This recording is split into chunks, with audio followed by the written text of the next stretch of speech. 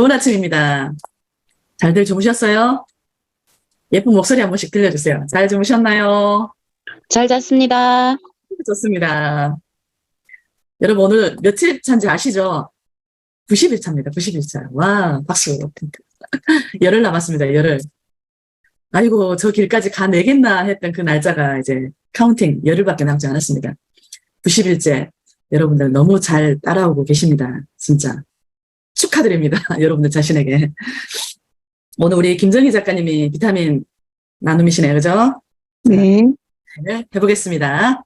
네. 오늘의 비타민은 어쩌면 우리 모두 누군가의 마음 수리공이 아닐까.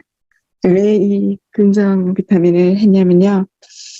제가 그 이은정 작가라고 쓰는 사람 이은정이라는 작가의 에세이를 읽고 있는데 이분의 에세이를 읽고 있으니까 굉장히 따뜻해지기도 하고 또 마치 단편 소설을 읽는 듯한 느낌의 글인데 굉장히 그 남자분들의 딱딱한 문체를 보다가 굉장히 제 느낌으로는 말랑말랑하고 따뜻한 글을 읽으니 그 어제 쓸쓸함이나 허전함이나 이런 게 어제 저녁에 읽다가 잤거든요. 굉장히 그냥 왜 마음 수리공이라고 썼을까 이 작가님이 그 배경을 제가 잠깐 소개해드리겠습니다.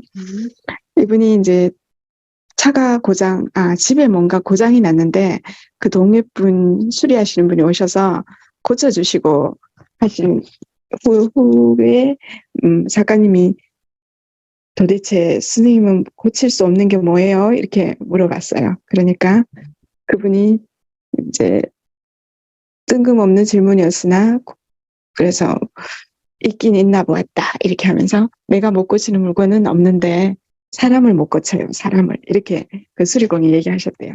그 예상치 못한 말에 나는 하하하 웃기만 했다. 드디어 그가 돌아가려는지 대문 쪽으로 걸어갔다.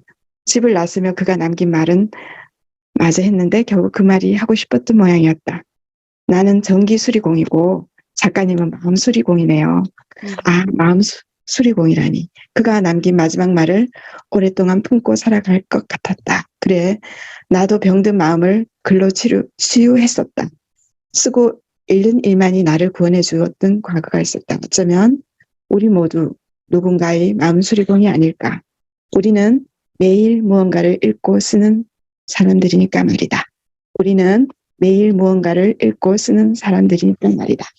그러므로 우리는 누군가의 마음 수리공이 아닐까요? 이상입니다. 고맙습니다. 오케이. 좋습니다. 어쩌면 우리 모두 누군가의 마음 수리공이 아닐까. 마음 수리공이라는 말이, 그죠? 그냥 수리공이라는 말만 들으면 그냥 뭐 고치는 사람인가 보다. 이렇게 좀 무미건조하게 받아들일 수 있지만 앞에 마음이라는 단어가 붙으니까 굉장히 다른 어감이 된다. 그죠?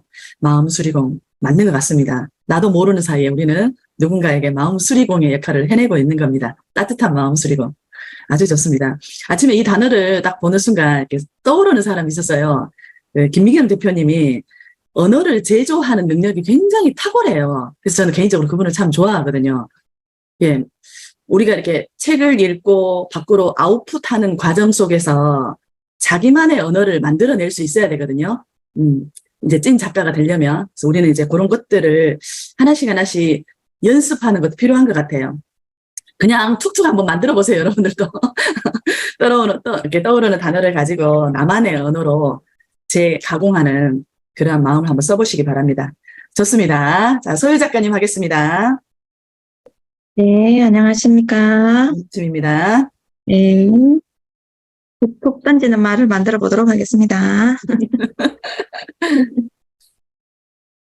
저는 데일 카네기 인간관계론 중에 오늘 요 읽은 대목 중에 본말이 있어서 요 대목을 조금 읽어드릴게요.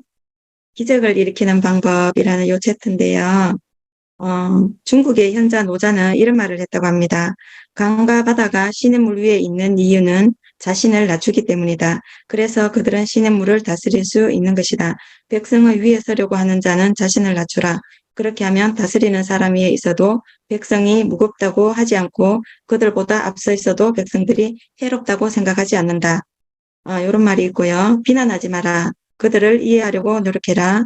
현명하고 관대하고 특별한 사람이 그런 노력을 할 수 있다. 이런 내용이 있고 또 요 장에는 어떤 말이 있냐면요. 상대의 입장에서 생각을 하려고 노력해라. 내가 그의 입장이면 내가 어떻게 느끼고 반응을 할지, 행동의 원인에 관심을 갖게 되면 그 결과에 대해 이해할 수 있게 된다. 이런 말이 있고요. 적을 만들지 않고 마찰을 적게 하려면 상대의 입장에서 생각을 하면 된다고 합니다. 또 타인의 입장에 서서 생각하고 타인의 관점에서 사물을 보는 방법을 배운다면 나 자신이 훨씬 더 이렇게 업그레이드 된 사람이 된다는 내용이고요. 또 요 구장에는 모든 사람이 원하는 것, 요 한 장에는 또 어떤 말이 있냐면, 전쟁을 피하려고 할 때, 나라도 당신처럼 이렇게 생각을 했을 것이다 하고 하는, 공감하는 요런 내용을 말했을 때 상대의 그런 이렇게 확 올라가는 그런 마음을 누그러뜨린다고 합니다. 요 끝에 끝에 좋은 말이 나오네요. 요 끝에는 어떤 내용이냐면 인간은 모두 공감을 받고 싶어 한다. 어린이는 자신의 상처를 보여주고 싶어 하며 동정을 받기 위해 심지어 상처를 내기도 한다.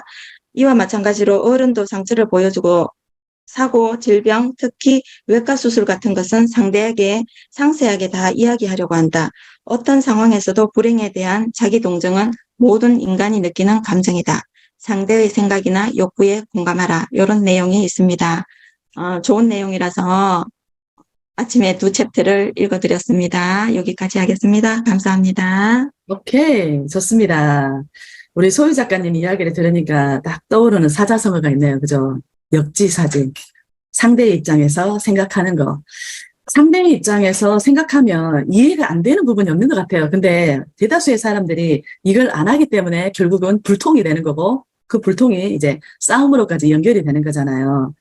이 마음 하나만 딱 먹으면 되는데 왜 이게 잘 안 되는지 모르겠어요. 그죠? 이것도 사람에 따라서 되는 사람 있고 안 되는 사람 있는 것 같아요. 어떤 사람을 만나면 무조건 그 사람 입장에서 생각하게 되고 이래요. 특히 저 같은 경우는 이제 자식들. 우리 두 아이들의 어떤 생각이나 어떤 행동적인 부분은 아이들 입장에서 생각을 하게 돼요. 근데 진짜 안 되는 사람이 있어요. 우리 남편. 옆지기가 하는 말에 대해서는 왜 그렇게 이게 역지사지가 안 되는지 모르겠어요. 이게, 숙제예요, 숙제. 영원한 숙제. 너무 믿기 때문에, 너무 편하기 때문에 남편에게는 이게 잘 적용이 안 되는지 모르겠다라는 생각도 해봅니다. 때로는 되게 미안해요. 아이들에게는 한없이 너그럽고 간대하면서 아이들의 입장에서 생각해주고 이해하려고 노력하는 모습을 적극적으로 보이는 것에 비해서 남편에게는 그게 안 되니까 한 번씩 문득문득 막 좀 미안함을 느낍니다. 다시 한번 반성해봅니다. 역지사지. 그래요. 비난하지 마라. 이 비난도 마찬가지인 것 같습니다. 내 생각이 옳다라고 주장이 강해지면 강해질수록 상대를 비난하고자 하는 마음이 생기는 것 같아요. 내 기준에서 생각하기 때문에, 그죠? 오늘도 참 변함없이 깨달음을 주시네요. 언쟁을 피하려고 할 때 나라도 당신처럼 그랬을 것이다. 이 말 되게 좋네요. 그죠? 내가 읽을 때와 또 우리 소유 작가님이 읽었을 때 또 들려주는 말이, 그죠? 와닿는 부분, 공감이 되는 부분이 서로 또 다르기 때문에, 이 부분이 오늘은 또 저에게 훅 들어오네요. 나라도 그 상황이었으면 당신처럼 너처럼 그랬을 것 같다. 이 문장 새기겠습니다. 오늘도 고맙습니다. 자, 우리 엄지원 작가님이십니다. 네, 안녕하세요. 좋은 아침입니다. 반갑습니다. 네, 오늘 저희 긍정학어는 나는 나의 계획을 꼭 실천한다. 나는 나의 계획을 꼭 실천한다. 나는 나의 계획을 꼭 실천한다. 이렇게 해놨습니다. 계속 글을 써야지 하면서 무엇 때문에 못 쓰고 그래서 오늘은 제대로 한번 시작을 한번 해보자라는 의미로 이렇게 해봤고요. 그리고 역시나 오늘 제가 또 카드를 뽑았거든요. 나의 글쓰기 하는데 도움이 되는 카드는 무엇일까요? 이러고 3개를 뽑았는데 정말 재밌어요. 어떤 걸 뽑았냐면 수능이라는 8마로사5일 수능을 뽑았고 라벤더 양육의 키워드를 가지고 있고요. 마조람은 불안이라는 그 키워드를 가지고 있는 3장을 뽑았는데 거기 보면 이제 수능이라는 것과 수능, 양육, 불안을 제가 해석을 하자면 첫 번째입니다. 새로운 것이 왔는데 수능하지 못했어. 그래서 제가 글쓰기를 못하고 있었는 겁니다. 그리고 양육이 있는데요. 양육은 내가 누군가를 케어를 해야 되는 사람이 많거나 그리고 반대로 내가 케어를 받고 싶은 그리고 나의 공간이 필요하다는 거죠. 네, 그래서 글 쓸 나만의 공간, 장소가 아닌 어떤 마음의 공간이 좀 부족했던 게 아닌가 하는 생각이 들고 현재 상황이 그렇고요. 그리고 불안감을 떨쳐내고 불안과 근심이 지금 있잖아요. 저한테도 있거든요. 그 불안과 근심은 있는 그대로 들여다보고 놓아두고 홀가분하게 마음이 시키는 일을 하라. 그리고 이 향이 힘들고 불안한 시기에 도움이 된다고 합니다. 그래서 오늘 이 향을 맡고 일단 시도를 해보겠습니다. 그리고 책을 여전히 그림에 마음을 놓다라는 책을 읽고 있는데요. 제가 단톡방에 2개의 그림을 올려놨는데 하나는 빈센트 반 고흐가 그린 슬픔이라는 그림이고요. 이 여인은 누구냐면 낮에는 그 재봉 일을 하고 밤에는 매춘부로 부수입을 올리는 그런 여인이라고 하는데 반 고흐가 이 여인을 만났을 때 표현을 이렇게 놨어요. 그 어느 것으로도 치유할 수 없을 생의 바닥에 주저앉은 인간의 좌절을 보았다라는 표현을 했거든요. 그리고 이런 일을 하는 사람들이 물랭드라 갈레트라는 곳에서 이제 또 춤을 추면서 즐긴다고 합니다. 그래서 두 번째 그림이 바로 물랭드라 갈레트에서의 춤이라는 제목의 그림이거든요. 이런 여인들이 여기에 가서 춤을 추고 즐길 수 있는 게 입장료 저렴하고 일요일 오후 3시부터 열어가지고 자정까지 이렇게 하기 때문에 근로 여성들이 이곳에 가서 또 즐겁게 술도 먹고 춤도 추고 이런 곳이라고 하는데 이 사람들이 현실은 굉장히 좋지는 않지만 이곳에 가면 모두가 사랑을 받고 사랑하는 모습이었다. 그리고 르누아르가 봤을 때는 이게 바로 불빛 아래 환상이었다는 느낌을 이제 표현을 했더라고요. 그러면서 여기에 저자가 해놨는 게 뭐냐면 비록 환상은 순간일지라도 허무하지만은 않다. 잠시나마 누렸던 행복은 이미 그 사람의 것으로 체화되어 있기 때문이다. 이런 말이 나오더라고요. 초라한 일상 속에 기억할 만한 좋은 순간이 몇 분이라도 있었다면 그것에 감사해야 된다. 라는 이런 말이 있더라고요. 저도 환상은 깨지고 나면 너무 허무하다라는 말을 이렇게 많이 썼는데 그 순간 행복했다면 됐구나. 그것만으로도 정말 좋은 기억이고 그렇다면 행복하구나라는 그리고 행복했던 기억들도 저한테도 있었던 것 같습니다. 네, 그래서 이것으로 오늘 저희 느낌 나누기는 마무리하겠습니다. 지금 이 순간도 환상적인 순간일 수도 있지만 또 좋은 기억인 것 같습니다. 이상입니다. 오케이, 좋습니다. 나는 나의 계획을 꼭 실천한다. 오늘도 적극적으로 실천할 수 있는 하루가 되시기를 응원드리겠습니다. 환상은 순간일지라도 허무하지만은 않다. 문장이 훅 들어오네요. 그래요. 순간, 찰나. 순간을 또 즐길 수 있는 자만이 또 자기 삶을 적극적으로 살아갈 수가 있는 거겠죠. 이 2점의 그림이, 좀 많은 생각들을 하게 하네요. 첫 번째 그림만 봤을 때는 그냥 이제 모르겠어요. 그 제목이 주는 느낌 때문인지, 이 여인은 왜 이렇게 엎드려서, 슬픔을 품어내고 있을까라고 생각을 했는데, 두 번째 그림과 연관된다라고 생각하니까, 스토리가 그려집니다. 좋습니다. 이렇게 간간히 그림 이야기를 좀 해주세요. 이 책 천천히 읽어주세요. 엄 작가님. 좋습니다. 자, 우리 김선옥 작가님 할게요. 네, 고맙습니다. 굿모닝. 저는 오늘 긍정 학원을 내게 불가능한 일이란 없다. 원하는 모든 것을 실천할 힘이 있다. 이렇게 써봤는데요. 오늘은 뭐 글쓰기도 그렇고 또 제 개인적으로 해야 할 일들도 그렇고 좀 여러 가지가 있다 보니까 저에게 보내는 화이팅의 의미로 내게 불가능한 일이란 없다. 원하는 모든 것을 실천할 힘이 있다. 이렇게 써봤습니다. 선생님들도 오늘 원하는 모든 것을 실천할 수 있는 그런 하루가 되길 바랄게요. 이상입니다. 컨디션 괜찮은 거죠? 괜찮다고 믿고 싶어요. 김선욱 작가님. 내게 불가능한 일이란 없다.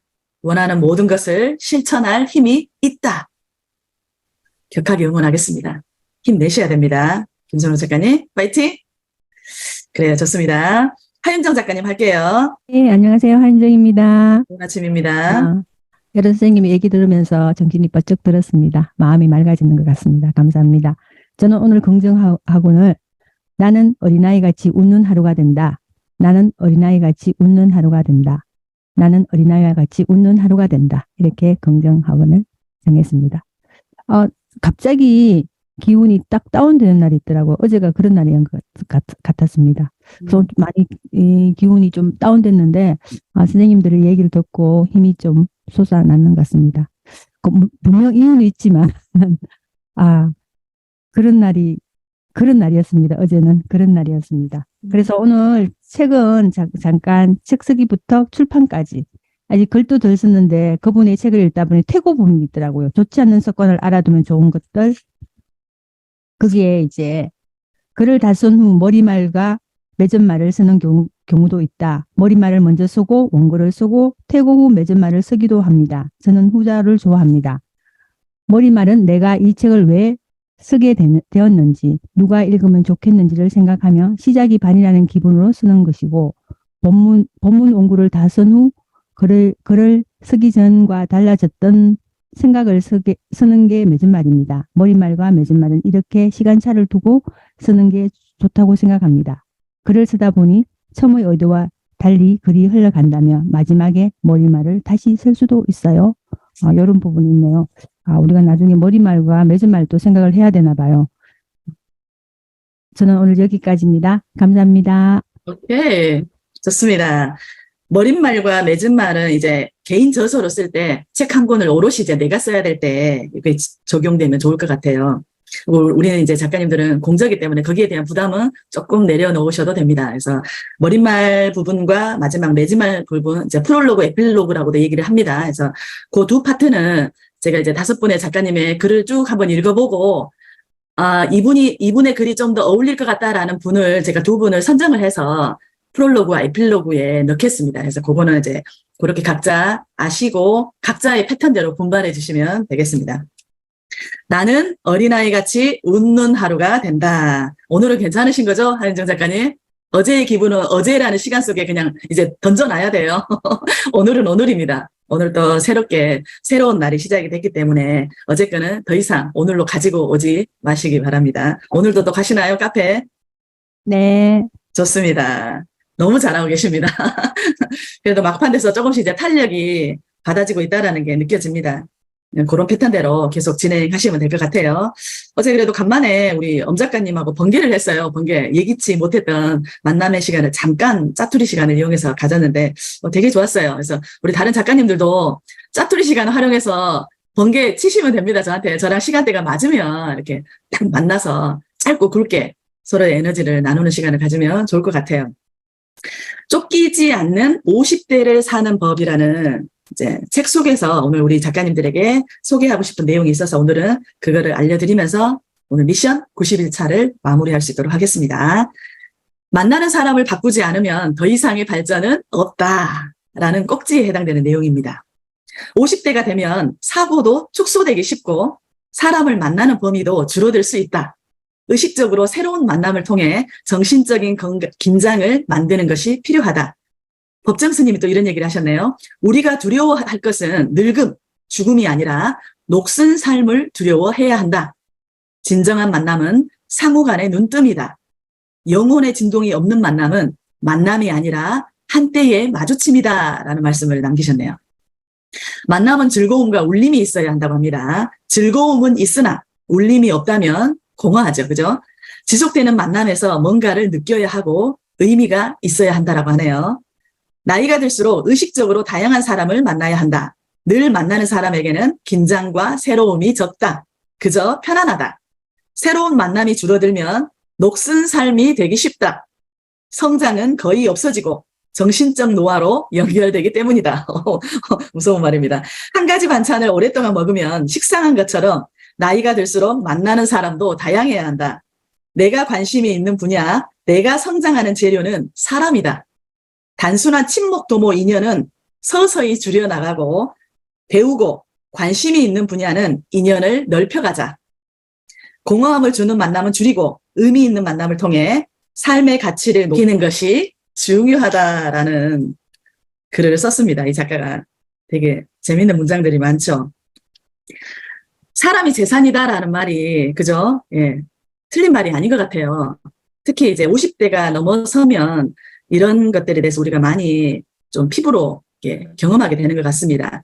우리 지난 시간에 그 엄지원 작가님이 말씀하셨던 50대가 되면 2년 정리가 된다라는 말씀 저도 예, 공감을 해요. 이게 10년 주기로 내 주변에 사람이 좀 정리가 되는 것 같아요. 저 같은 경우 아마 여러분들도 그러지 않을까라고 생각을 해봅니다. 10년이면 강산이 변한다라는 말이 또 이것과 일맥상통하지 않나라고 생각을 해봅니다. 자, 우리 앞에 계시는 작가님들과 이렇게 귀한 시간을 함께 소통할 수 있어서 너무 행복합니다. 오늘 미션 91차였네요. 오늘도 많이 웃을 수 있는 날이었으면 좋겠습니다. 여러분들 오늘도 힘내시기 바랍니다. 사랑합니다. 좋은 하루 되십시오. 감사합니다. 오늘 되세요. 파이팅입니다. 좋은 하루 되세요. 네, 사랑합니다. 좋은 하루 되세요. 좋습니다.